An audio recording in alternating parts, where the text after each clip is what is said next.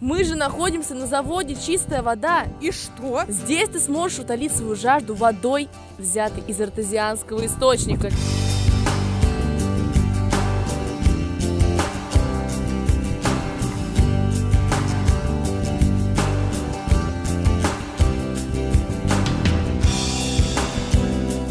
А ты что думала, что здесь женщины в ладошках в каждую бутылку воду наливают?